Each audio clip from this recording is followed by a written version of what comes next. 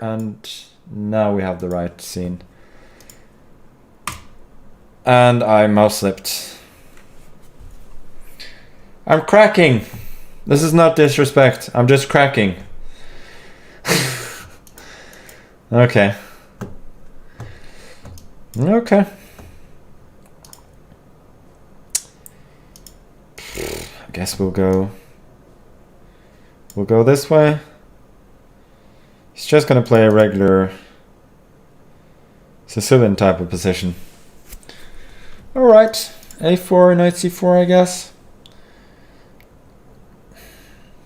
There are many good setups here for black in general, but we have a playable position, and for blitz this is not bad.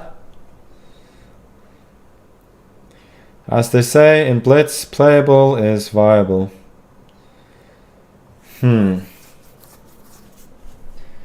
So e5,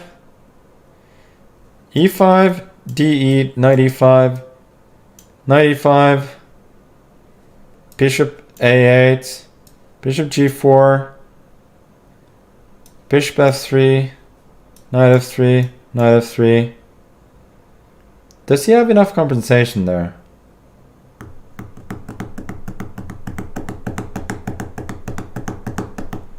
It's hard to say. Let's go for it. Just for fun. Or not just for fun, but partly for fun. Hoping to get king g2 and then h3.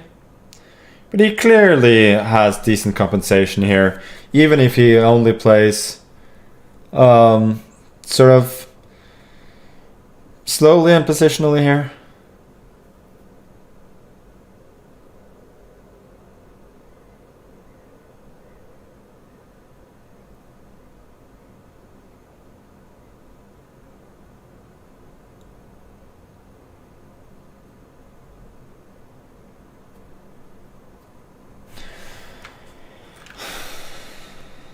Queen, oh, this is a blunder though, isn't it? Queen d7, because now I got knight e5. With a little tactical trick, I get to trade off some pieces. I think I can just take. Yeah, I think I'll just take. And then queen e2. I don't see any compensation.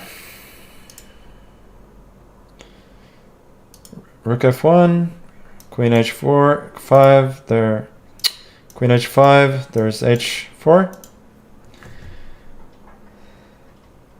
Yeah, you'll have to forgive me, people. Oh, I just realized it. He has a devilish trick planned. So the point is king g2, queen h5, is threatening queen h2 mate, and well, not mate, but with some destruction. And then if h3 has knight e3, opening up against the queen and winning the queen. So I can't do that. So I have to probably force the bishop away instead. And that makes matters considerably more difficult. Queen e4. There's okay, I guess I'll go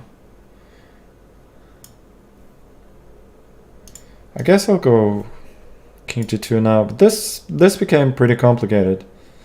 f3 and bishop f4. I gave back a pawn, but I am consolidating now. The only problem is I spend a lot of time yapping, so I'll need to be pretty quick in order to convert this game. Okay, rook d1.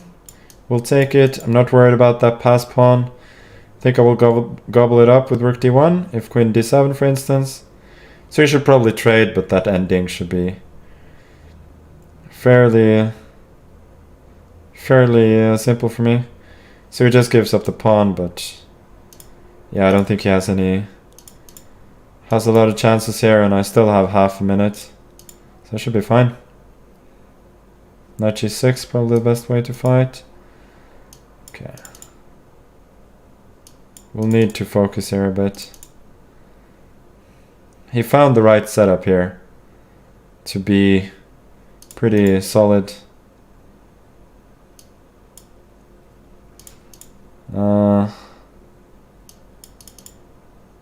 And I'm not finding the right setup. But I think it's still fine. We'll go back.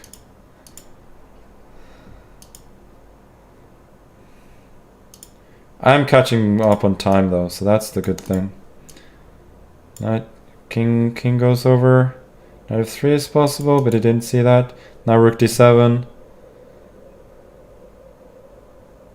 It's not possible. Damn it, I blundered! Threw everything away. Now I need a Herculean effort in order to possibly save this game. Oh, there's not even a perpetual. This guy is just straight up out hustling me.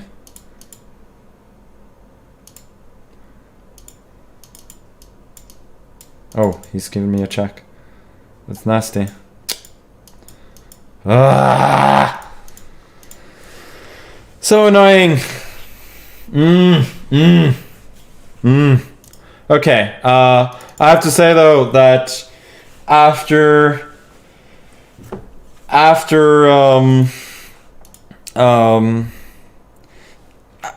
giving up the exchange for probably a bit too little compensation, he played well, and he found a very good way to fight there, and eventually out hustled me in a big way. So huge props to him. As you've seen earlier today, that's how I win a lot of my games. It's only fair that he does so as well.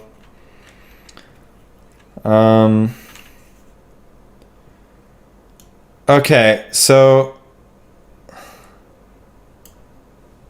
we have last, I think, official game of the day against Anna Musichuk, who I think is one of the coaches of the Challengers teams, and she's also been one of the very best female players of the last 10 years, and has several World Championship titles in Rapid and Blitz.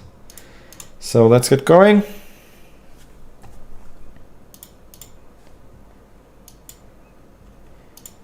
We'll continue with the Ruy Lopez.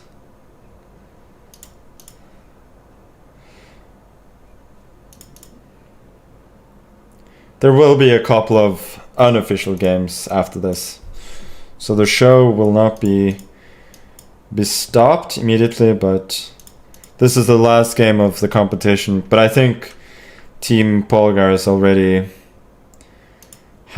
won it. So he plays this a bit trickily. I'll go h3. I'm waiting for b5 before determining where I go with my knight, because I may want to go to b3 there later on. Now I probably have to go to f1, since she did a good job of waiting sufficiently. And like usually when d5 comes, you would go b4 and then knight to b3. But obviously here with the knight on f1, such a plan would be more time consuming and then probably less successful. So I'll go a4 instead, as I did in one of the other games. Then I need to meet b4 with a5. Now here, I think knight g3. She can go d4 at any point. She can also exchange on e4, probably take with the knight and then the pawn, and play a queenless middle game, which I think could be slightly better for white. At least I'm clinging to the hope. So b4 is logical, but now she is opening up for a possible bishop a4, so it's a little bit double-edged.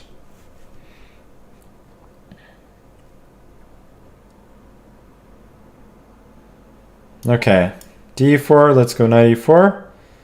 If she trades everything, I think I'm fine with that. I believe a5 is probably a bigger strength than a weakness in the ending. Now, so normally you would go rook d1 without thinking. What could be more natural than that? But I do think maybe bishop d1 is more precise, because I want to put the bishop on e2 and pressurize a6. And also, if I'd gone rook d1, there could have followed rook d8. And then if bishop d3, there's bishop c4. And additionally, if I trade on d8, it's not so easy to bring the bishop to d3. And if bishop e3, then she could trade on d1. So I think maybe it's more clever to keep both rooks on the board. Now, yeah, rook d8, I follow my plan and go bishop e2, obviously. I don't think I have much here at all, but the possibilities that something will go wrong, I think, are slightly higher for black, since if I lose the a5 pawn, that's bad for me, but if she loses a6, then it's a disaster. So Musichuk is a very well-educated player, and she immediately spots a nice positional plan here, which is to go knight c8 to d6, and that probably equalizes the game more or less, but maybe not completely. I still have some ideas like rook b1 and then knight b3.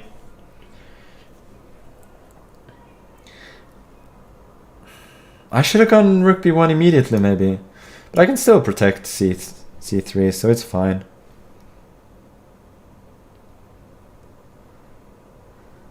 Okay, let's bring the king a little bit closer. Can never hurt. If f5, I go king e1. f4, I'm not so sure about. It may just cement e5 as a backwards pawn.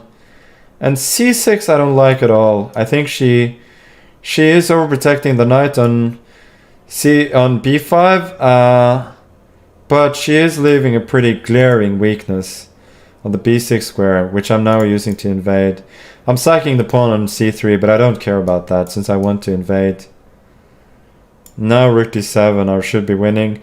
King f6, there's bishop d8, and here there's a little trick with bishop c7, rook bishop g7, I have rook g7, and then take on e5 and c3, and then the bishops will decide.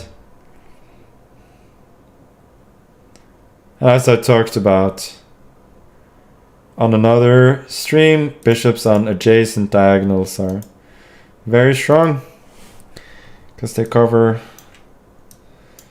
a lot of squares. Let's just do all of them, right?